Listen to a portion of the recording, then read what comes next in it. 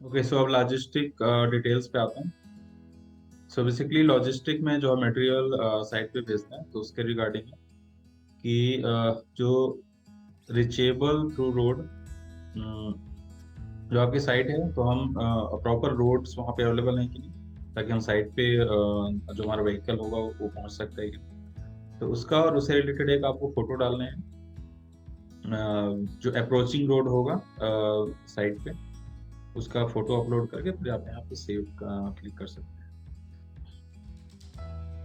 फिर DG details. सो अगर DG available है पहले तो यहाँ पे यस और नो। अगर जनरेटर आपके अवेलेबल है देन यस, अगर नहीं अवेलेबल है तो सिंपली नो आप डाल दीजिए।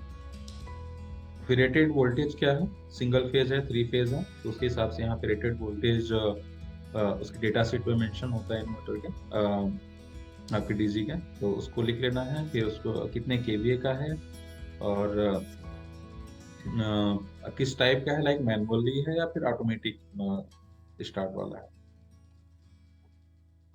इसको आपको सिलेक्ट कर लेना है। फिर सिलेक्ट करने के बाद मैनुअल है तो मैनुअल, और ऑटोमेटिक है तो ऑटोमेटिक। फिर इस पे सेव बटन पे क्लिक कर लेना है। और डिजी डिटेल्स हमें इसलिए चाहिए होता है ताकि अगर डिजी सिंक्रोनाइजेशन की रिक्वायरमेंट है तो हम वहाँ पे अपना डिवाइस यूज कर सकें। फिर इसके बाद आते हैं कस्टमर रिक्वायरमेंट में। सो ये बहुत इंपॉर्टेंट सेक्शन है, इसको आपको बहुत ध्यान से भरना है। तो first thing, inverter location confirmation. जैसे आपने दो तीन लोकेशन, एक प्रिफर्ड लोकेशन बनाया कि हाँ यहाँ पे सेफ है, डीसी केबलिंग कम लग रही है, जैसे मैंने बताया था, क्लाइंट से कंफर्मेशन भी लेना है। वही चीज आपको यहाँ पे है, जो आप लोकेशन बता रहे हैं तो क्लाइंट उस पर एग्री कर रहा है कि नहीं कर रहा है, तो कंफर्मेशन यहाँ पे डालना है कि यस और नो। और अगर मना कर रहे हैं तो कहाँ पे लोकेशन बता रहे हैं, तो अगर वो फिजिबल है कि नहीं, अगर फिजिबल है तो फिर हम आगे इसको सिलेक्ट कर सकते हैं। फिर इसके बाद earthquake location is free from client storage area या अंडरग्राउंड टैंक। सो अर्थक्वेक का लोकेशन है तो उसके नीचे कोई टैंक नहीं होनी चाहिए और प्रॉपर स्पेस होना चाहिए। अगर आरसीसी भी है कोई बात नहीं, ताकि, और आरसीसी का फिर विड्थ कितना है वो भी आपको क्लाइंट से पूछ लेना है। अगर आरसीसी एरिया अवेलेबल है जहाँ पे हमें अर्थक्वेक लगाना है, और अगर मड है तो कोई बात नहीं, जस्ट पूछ लेना है, मतलब कोई टैंक या फिर ऐसा कोई कंस्ट्रक्शन वहाँ पे नहीं है। फिर इसके बाद permission for anchoring structure on roof. So structure लगाने के लिए रूफ पे जो भी आपको ड्रिल करना होगा या फिर फास्टनर यूज करने होंगे, तो एक परमिशिबल लिमिट तक आपको परमिशन लेनी है कि हाँ कि हमको इतने एमएम तक चाहिए। तो उसके लिए एग्री कर रहे हैं कि नहीं कर रहे हैं। ठीक है, तो ये आपको परमिशन मतलब बता देना है कि हाँ ये हमें करना पड़ेगा स्ट्रक्चर की फिक्सिंग के। फिर यहाँ पे यस नो आप डाल सकते हो।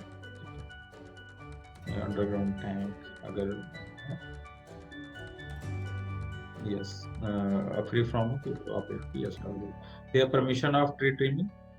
पेड़ अगर लगे हुए हैं, लाइक सिंगल फ्लोर, दो दो फ्लोर की बिल्डिंग अगर है, तो उस केस में ट्री की हाइट काफी बिल्डिंग से मैच कर रही है या फिर बिल्डिंग से ज्यादा है, तो उस केस में ट्री ट्रिमिंग की परमिशन आपको लेनी है क्लाइंट से, शैडो को अवॉइड करने के लिए।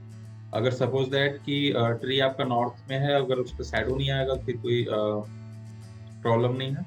लेकिन अगर ईस्ट में, वेस्ट में या साउथ में है बिल्डिंग के, तो उस केस में आपको ट्री ट्रिमिंग की परमिशन जरूर लेनी है। या फिर उस केस में भी कि उसके जो ब्रांचेज हैं वो आपके रूफ पे हैं, तो उस केस में भी ट्री ट्रिमिंग हमें करना पड़ेगा। तो क्लाइंट से परमिशन लेने के बाद आपको यहाँ पे यस डाल दें। Panel MMS location confirmation from client. तो जो भी आपका मॉड्यूल माउंटिंग स्ट्रक्चर होगा, तो उसका लोकेशन, आप उसका फाउंडेशन कहाँ पे लगाएंगे, तो उसके लिए कंफर्मेशन लेना है। लाइक सपोज दैट कि आपका रूफ पड़ा है और किस एरिया में प्लांट को लगाना है, तो वो सारा लोकेशन आप क्लाइंट से कंफर्मेशन करके फिर आप इसको यस पे आप क्लिक कर दोगे। फिर इसके बाद cabling path confirmation for DC cable, AC cable and earthing cable. So जो भी एक पॉसिबल जो वहाँ पे पाथ होगा, और आपको ऐसा पाथ चूज करना है जहाँ से डीसी केबल मिनिमम लगे। हमको मिनिमाइज करना है डीसी केबल को, तो उसके हिसाब से आप एक पाथ बनाओगे, और उस पाथ को बना के क्लाइंट से परमिशन लेना है कि ये पाथ जो प्रिफर्ड पाथ है, कि वो प्रॉपर है कि नहीं, उनके कंफर्ट के हिसाब से, तो आपको उसके परमिशन ले लेना है। फिर इसके बाद हम आते हैं टाइप ऑफ सिस्टम। फिर टाइप ऑफ सिस्टम में क्लाइंट की रिक्वायरमेंट क्या है। सपोज दैट कि अगर सिटी है प्रॉपर 24 आवर्स ग्रिड अवेलेबल होता है तो उस केस में हम ऑन ग्रिड सजेस्ट करेंगे। ऑफ ग्रिड उस केस में जहाँ पे बहुत ज्यादा पावर कट होता है या फिर पावर अवेलेबल ही नहीं होता है, उस केस में हम of grid, otherwise hybrid select करेंगे। अगर 2 आवर 4 आवर 6 आवर्स का पावर कट होता है उस केस में हाइब्रिड करेंगे। ठीक है, तो मोस्ट ऑफ द केसेस में ऑन ग्रिड ही हम सजेस्ट करते हैं, क्योंकि ऑफ ग्रिड हाइब्रिड कॉस्टली भी होता है। अगर बहुत उनकी रिक्वायरमेंट है तभी हम ऑफ ग्रिड या हाइब्रिड ऐसा सिलेक्शन। फिर फेज, जो कनेक्शन अवेलेबल है क्लाइंट के पास, वो सिंगल फेज है या 3 फेज है। तो ये आपको आप देख सकते हो जहाँ पे मीटर लगा होगा उनका एनर्जी मीटर, आप वहाँ पे जाके इसलिए आप देख सकते हैं सिंगल फेज है कि 3 फेज है। और इलेक्ट्रिसिटी बिल भी आप उनसे ले सकते हैं। तो मान लीजिए अगर सिंगल फेज, अदरवाइज 3 फेज वाला तो 3 फेज। फिर इसके बाद voltage level at customer electrical panel. So phase to phase voltage आपको लेने 3 फेज के केस में। अगर सिंगल फेज है तो केवल फेज वोल्टेज। सपोज दैट कि अगर सिंगल फेज है और ये है कि कितना वोल्ट आप मेजर कर लोगे। सपोज दैट कि 230 वोल्ट 230 लिख लिया। अगर मान लीजिए 3 फेज है तो फेज टू फेज वोल्टेज अगर 410 है, 420 जो भी आपको मेजरमेंट आएगा उस पर। लॉन्गिट्यूड लैटिट्यूड आपको डाल देना उस पर्टिकुलर।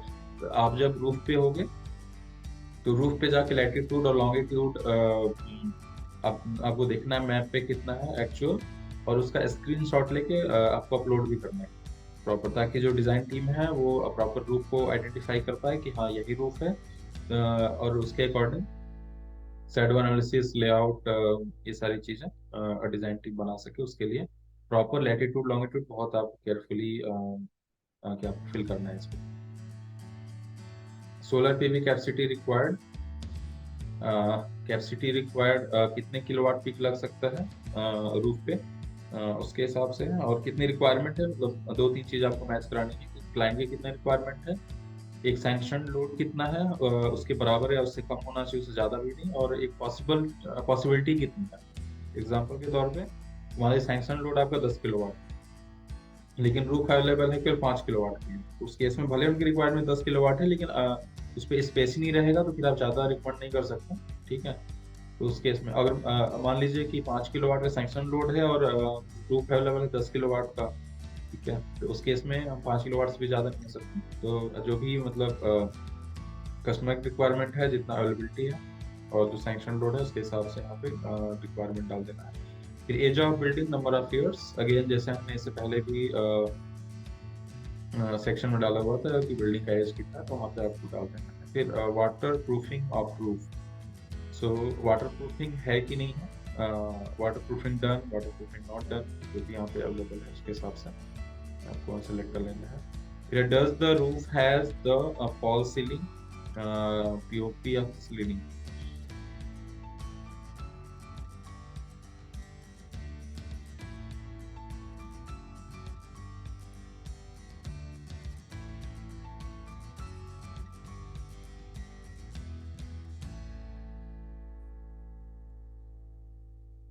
तो इस केस में आपको चेक करना है कि रूफ में कोई सीलिंग है, कोई पीओपी है जो आपके आरसीसी रूफ के नीचे। यस और नो में आपको आंसर करके फिर आपको इस पे सेव बटन पे क्लिक कर देना। फिर आप लास्ट में आते हैं साइड डॉक्यूमेंट्स। तो साइड डॉक्यूमेंट्स में हैंड स्केच ऑफ रूफ, जो आपने लेआउट बनाया हुआ है पेन पेंसिल की वजह से, तो वो स्केच आपको डाल देना। और जैसे मैंने बताया था कि उस पर पोजीशन ऑफ इन्वर्टर आपको मेंशन करना है, मॉड्यूल्स कहाँ पे लगने हैं, अर्थ पिट्स कहाँ पे लगने हैं, केबल पाथ क्या होगा, वाटर टैंक की लोकेशन क्या है, near by shadow casting object, जैसे मैंने बताया कि कोई बिल्डिंग हो, ट्री हो, या फिर कोई वाटर टैंक है, या फिर और भी कोई ऑब्जेक्ट है, या फिर आपका सीढ़ी का जो छत बना होता है वो है, तो उस केस में आपको इस पर मेंशन कर देनी है प्रॉपर लेआउट बना के। फिर है image of building and roof या जीआई शीट। और जीआई शीट है सेट के केस में सेट का फोटोज, और ये फोटोज आपको अपलोड कर देना है। अपलोड पे जैसे आप क्लिक करोगे तो जो भी आपका गैलरी है, और हाँ जो भी आप फोटो लेंगे तो टाइम स्टैम्प वाले आपको फोटो लेने हैं, जिस पे डेट और टाइम मेंशन हो, इस पे फोटो। और फिर इसके बाद है indicating routes, Google Earth screenshot indicating route और इलेक्ट्रिकल पैनल लोकेशन। तो फोटोज आपको इस तरीके से लेने हैं स्क्रीनशॉट।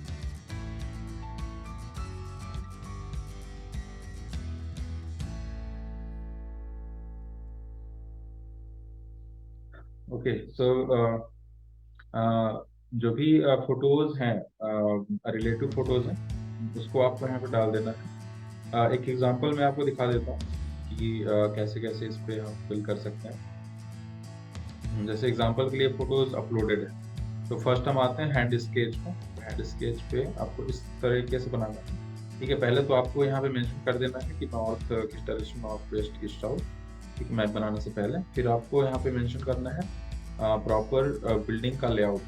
ठीक है, जैसे यहाँ पे लेआउट बना हुआ है, इसमें सारी डिस्टेंस मेंशन है कि इस पॉइंट से इस पॉइंट तक कितना है, फिर यहाँ से यहाँ पे, फिर यहाँ पे ऑब्स्टिकल्स आपको दिख रहे हैं। ठीक है, तो ऑब्स्टिकल्स आपको यहाँ पे बना देना, उसकी हाइट विड्थ लेंथ कितनी है। फिर यहाँ पे ऑब्स्टिकल जो है कोई पिलर है या फिर कोई स्टेयर केस का रूफ है, ठीक है, उसकी हाइट कितनी है, तो हाइट विड्थ लेंथ इस तरीके से सारा आपको मेंशन करना है। मतलब जो भी डिस्टेंस इस पे है या कोई ऑब्जेक्ट है, उसकी सबका इस पे आप प्रॉपर मीटर में जो भी आपका डिस्टेंस होगा वो आपको मेंशन करना है। फिर इसके साथ में अगर कोई आसपास कोई ट्री है तो आपको ट्री का भी मेंशन करना पड़ेगा, बिल्डिंग की कि उसकी हाइट की, बिल्डिंग की हाइट कितनी है। जैसे यहाँ पे पॉसिबल अर्थक्वेक मान लीजिए आपने सेलेक्ट किया और क्लाइंट से कंफर्म कर लिया, तो क्लाइंट से कंफर्म करने के बाद अर्थक्वेक्स की यहाँ पे लोकेशन जैसे यहाँ पे डला हुआ है इस पे स्केच पे, ये करना है। और इनको आइडेंटिफाई करने के लिए यहाँ पे नंबरिंग आप डाल सकते हो। वन, जैसे ऑब्जेक्ट 1 है, ऑब्जेक्ट 2, 3, 4, 5, 6, फिर ऑब्जेक्ट को आप यहाँ डिफाइन कर दोगे कि ये ऑब्जेक्ट है क्या। ठीक है, जैसे 1 यहाँ पे लिफ्ट रूफ है, ठीक है, 2 में है स्टेयर केस टावर रूफ। ठीक है, इस तरीके से 1 2 3 4 करके, ताकि जो आपका स्केच हो प्रॉपर दिखे। तो सिंपली आप नंबरिंग डाल के उस ऑब्जेक्ट को आप आइडेंटिफाई कर सकते हो ये है क्या चीज, इस तरीके से। और फिर कोई भी आप टर्मिनोलॉजी आप यूज कर रहे हो, सॉफ्टवेयर यूज कर रहे हो, लाइक LWH, अब कोई भी अगर टर्मिनोलॉजी यूज कर रहे हो तो उसको आप डिफाइन कर दो, इसका मतलब ये होता है, ताकि कोई भी पर्सन लेआउट अगर देख रहा है तो उसको इजीली समझ में आ जाए इस पे। आपको मतलब जितने भी लोकेशन जैसे उसमें मांगा हुआ था इन्वर्टर लोकेशन, ये सारी चीज आप इस पे नंबरिंग डाल के आप यहाँ पे दिखा सकते हो। और फिर उससे रिलेटेड फोटोज आपको यहाँ पे दिखा देना है। जैसे इस पे आपको हैंड स्केच पे ये आपका गूगल अर्थ का फोटो है। ठीक है, गूगल अर्थ से आप स्क्रीनशॉट ले लोगे ताकि प्रॉपर यहाँ पे दिखे। और डीसी वायर का जैसे रूट यहाँ पे डाला हुआ है, ठीक है, तो डीसी वायर का रूटिंग क्या होगा, मॉड्यूल यहाँ पे लगेगा। ठीक है, रूटिंग होके फिर इन्वर्टर पे जाएगा। ठीक है, और मॉड्यूल मतलब जहाँ भी आपको लगना होगा, इन्वर्टर का लोकेशन क्या होगा, इस तरीके से आप दिखा सकते हैं इसका।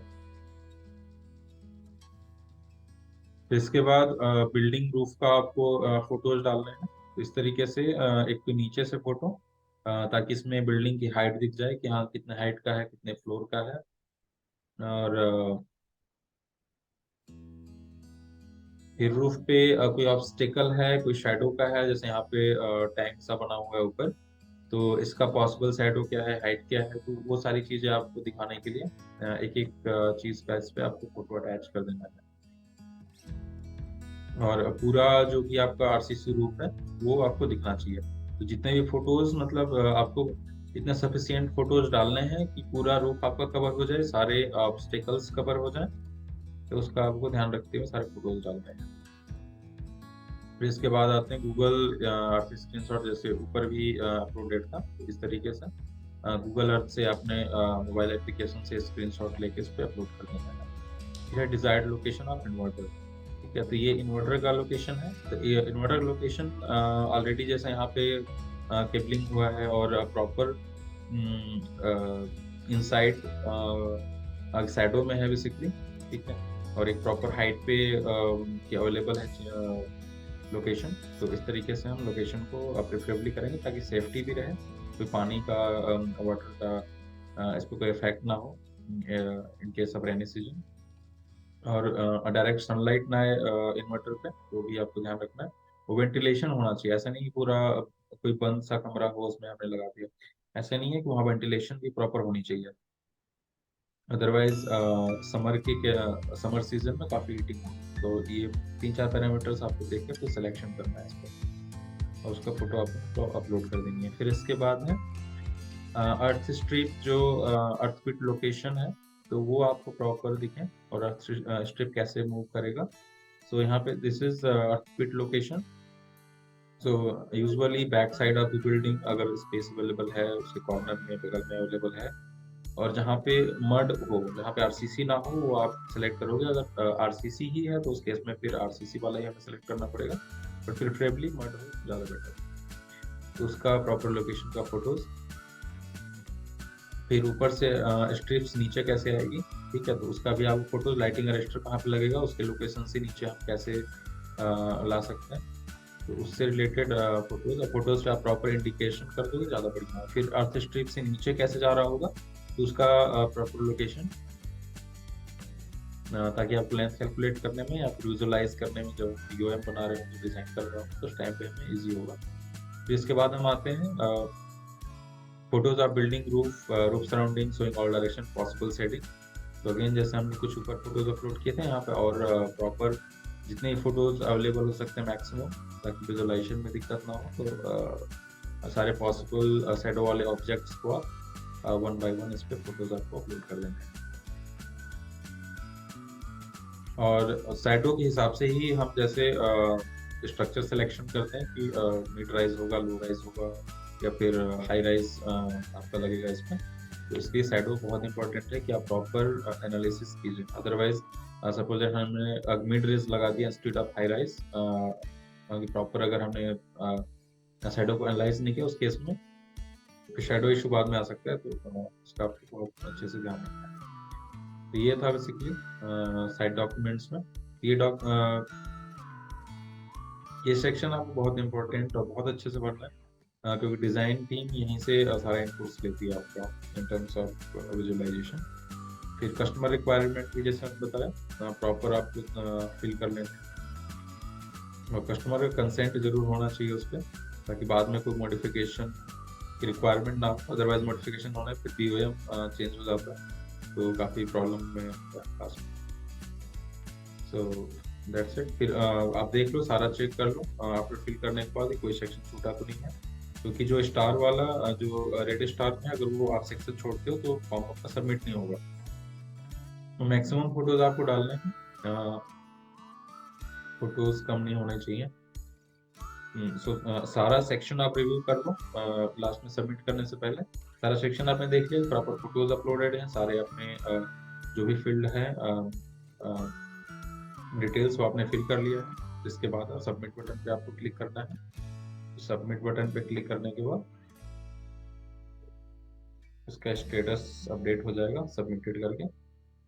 I think